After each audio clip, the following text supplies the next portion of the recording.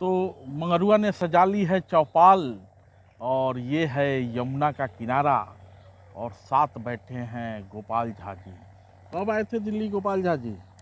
मैं 1989 में आया था, 89 में आया था कॉमर्स से मास्टर डिग्री करके सीए करने के लिए। और 35 वर्ष पूरा हो रहा है। तो सीए तो करे नहीं, कुछ दिन शिक्षण का भी काम किया हमने, अकाउंट्स टैक्स कॉस्टिंग का।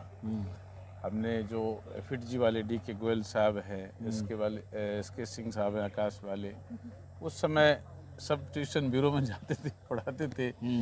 तो पढ़ाते पढ़ाते कुछ छात्रों की समस्याएं ऐसी आई, प्रवासी छात्रों की, जिस कारण से धीरे धीरे करके हम आगे बढ़े राजनीति में और समाज सेवा में। तो उस तरह से जो झुग्गी झोपड़ियाँ, अनऑथराइज कॉलोनीज, पुनर्वास कॉलोनीज, गरीब मजदूर, दलित, इनके बीच में एक जवानी का लगभग पूरा समय हमने प्रभु की कृपा से दे दिया। मैंने लगभग मूछ आ रहा होगा तो दिल्ली की ओर आए थे। ऐसा ही है। ऐसा ही है। गांव कौन सा था? हमारा जन्म स्थान तो देवघर बैद्यनाथ धाम पड़ता है, लेकिन हम पीछे से हम लोग झंझारपुर में लोहना गांव के हैं। लोहना विदेश्वर स्थान एक जगह है जो उस गांव में से हम लोग वहीं से रहने वाले हैं। तो लोहना से 1989 में चल के दिल्ली आए। दिल्ली। पिताजी को ये आश्वासन देते हुए कि दिल्ली जाऊंगा तो सीए बनूंगा। जी, यही था। हमारे पिताजी पूछते नहीं थे वैसे क्या करना है, हम पढ़ाई लिखाई, हम लोग पैदल स्कूल गए हैं 4 किलोमीटर, 10 किलोमीटर साइकिल से कॉलेज गए हैं। और जब आने लगे तो उन्होंने ज़रूर पूछा कि आप कहाँ जा रहे हैं, क्या करने के लिए जा रहे हैं। तो हमने कहा कि हमें सीए करना है। तो उन्होंने एक बार कहा कि कलकत्ता भी अच्छा है इस काम के लिए। तो हमने कहा कि दिल्ली, उन लोगों के जमाने में लोग कलकत्ता की ओर ही ज़्यादा जाते थे। तो हमने कहा कि मुझे वहाँ जाने से इंस्टीट्यूट का हेड ऑफिस वहीं है और वहाँ पर ज़्यादा कंफर्टेबल होगा। तो और दिल्ली थोड़ा एक्सपेंडेबल है, कलकत्ता ऑलरेडी बसी बसाई शहर थी, तो हम दिल्ली। नहीं, कलकत्ता उस जमाने में सैचुरेट करने लगा था, यहाँ तक कि बंगाली भी बंगाली जो इंटेलेक्ट थे, जो प्रोफेशनल थे, वो दिल्ली की ओर मूव करने लगे थे। हाँ, ऐसा मान सकते हैं। लेकिन हम दिल्ली आके गए तो उस समय कलकत्ता से साफ सुथरा दिल्ली थी और उसमें स्पेस था दिल्ली में। तो यहाँ पर एक आदमी को रचने बसने के लिए एक ज़्यादा सुविधाजनक स्थिति थी। पढ़ाई लिखाई से संबंधित थी। कुछ लोग जो पहले आए थे उनका भी संपर्क था, तो उनका भी मुझे लगा कि दिल्ली में बेहतर कर पाएंगे, इसलिए आए। गोपाल झा से ये सारे सवाल इसलिए कर रहा है मंगरुआ, क्योंकि मंगरुआ भी, गोपाल झा 1989 में आए होंगे, मंगरुआ 1993 में आया था। कालका जी डीडीए में रह रहा था। हमारे एक रूममेट थे संजीव झा, और संजीव झा से बार बार गोपाल झा के विषय में मंगरुआ सुनता था। मैथ के बहुत अच्छे टीचर हैं, मैथ के आए थे सीए की तैयारी करने, लेकिन बहुत बच्चों को आपने पढ़ाया है। जी, मैं अकाउंट्स टैक्स कॉस्टिंग पढ़ाते थे। तो उस समय जो हायर जो विद्यार्थी होते थे, तेज विद्यार्थी, वो उनका डिमांड में था। इसलिए कि हम जब आए थे तो हम लोग दिया और लालटेन में पढ़ के आए थे, बिना बिजली के पढ़ के आए थे, मेहनत से पढ़ के आए थे। और एक समझिए कि उस समय का यूनिवर्सिटी में टॉपर्स में से अब जो भी रैंक रहा 1 to 10 में, उस टाइप से एमकॉम किया, बीकॉम ऑनर्स में भी टॉप करके आए थे।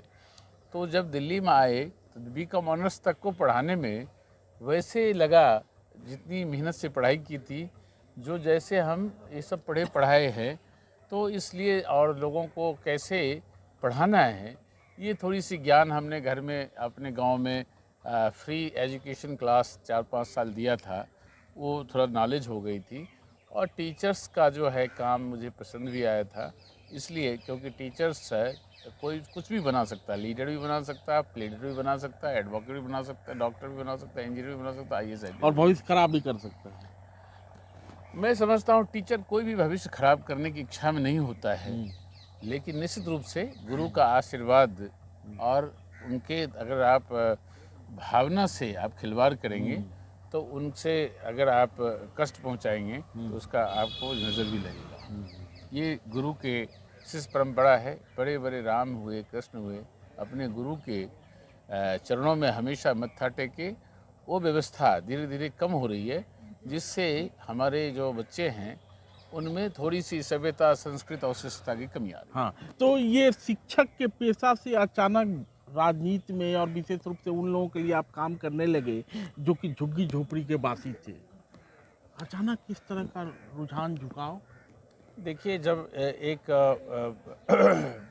खास करके बिहार से, उत्तर प्रदेश से, बिहार का मतलब झारखंड, उत्तर प्रदेश का मतलब उत्तराखंड का माइग्रेशन 90 के दशक में बहुत तेज़ी से हुआ, और वो कोई शिक्षा के लिए आए, कोई स्वास्थ्य के लिए आए, कोई रोज़गार के लिए आए। तो मल्टीपल काम दिल्ली में लोगों के लिए समस्या खड़ी हुई कि उनके कोई देखने वाला नहीं था, रखवाला नहीं था।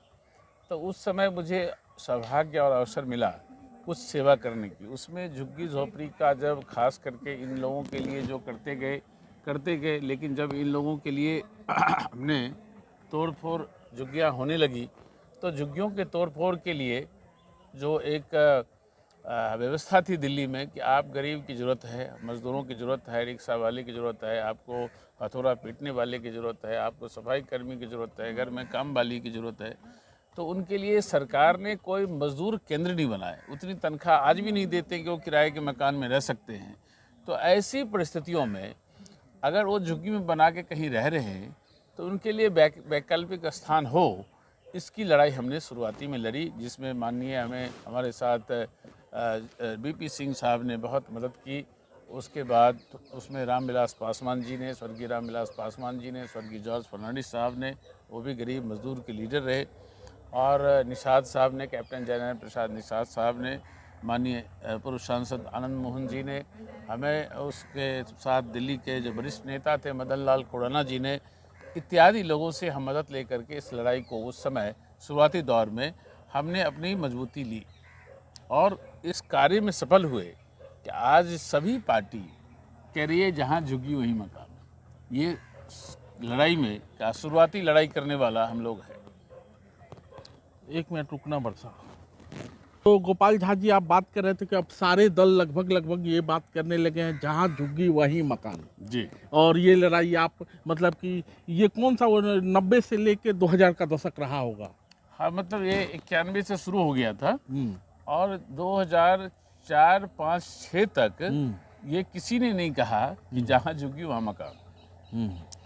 और झुग्गियों तोड़ करके कुछ जगह मिले, पहले जो जहांगीरपुरी, मंगोलपुरी, सुल्तानपुरी, दक्षिणपुरी इत्यादि कॉलोनी जो बसी, वो हम लोगों से समय से पूर्व बसी। वो उसमें 22 गज की जगह दी गई, आज भी उसकी मालिकाना हक नहीं मिला है।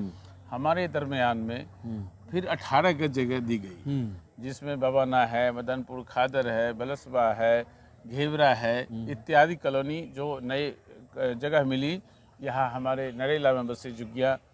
तो उस समय 18 गज के बाद फिर से 12 गज पर आ गया कि 12 गज देगी। हाँ, इसीलिए बलसबा में 18 गज भी है और 12 गज भी है। हाँ, 12 गज भी है। तो उसमें उसी में लोग काफ़ी ये करते थे कि एक घोटाला भी किए। उसमें अशोक मल्होत्रा दिल्ली में जो वीपी सिंह साहब ने कार्ड दिया था, एक टोकन दिया था, उसको नकली बनवा करके और वो ज़मीन अलॉट करवाए कई कॉलोनी में। आज भी उनकी जगह और मकान स्थित हैं, जिस पर कोई बड़ी इंक्वायरी नहीं हो पाई। हमने लाख कोशिश की, नहीं हो पाई। कुछ दिन तो जेल गए, लेकिन वो निकल के आ गए 3 महीने में। और उसमें उस जगह के घोटाले के बाद जो है उसमें उन पर कार्रवाई नहीं हुई, इससे हम बहुत निराश हुए, क्योंकि वो आदमी हमारे पास आदमी भेजा था कि भाई आप अपना कंप्लेन वापस ले लें, हम आपको कुछ आर्थिक मदद कर देंगे। हमने उनको ठुकरा दिया था।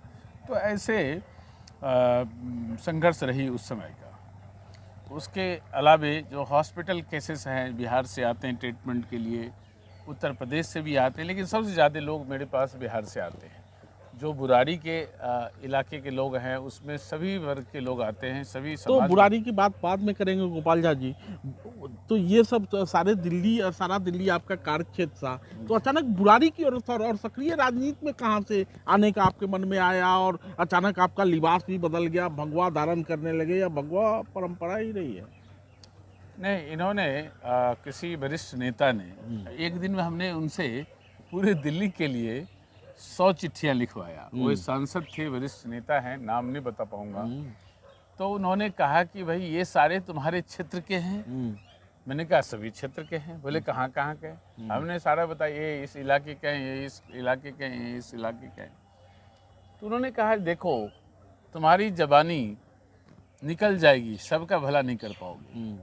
तुम्हें एक क्षेत्र बनाओ, कोई विधानसभा बनाओ, कोई चीज़ बनाओ जिससे तुम्हें उस क्षेत्र की अच्छी सेवा करोगे तो तुम्हारे जीवन मरने के बाद कुछ लोग तुम्हारे नाम ले पाएंगे। इसलिए आप क्षेत्र बनाओ। क्षेत्र में मतलब हुआ कि उसमें चुनाव लड़ो।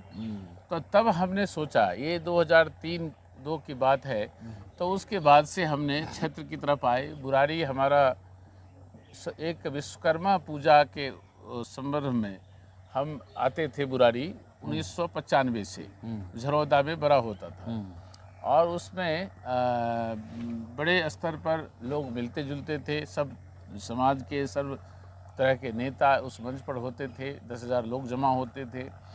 तो जब हम 2-4-10 बार आए तो लोगों का भी यहाँ पर और कार्य में भी हाथ बटाने लगे।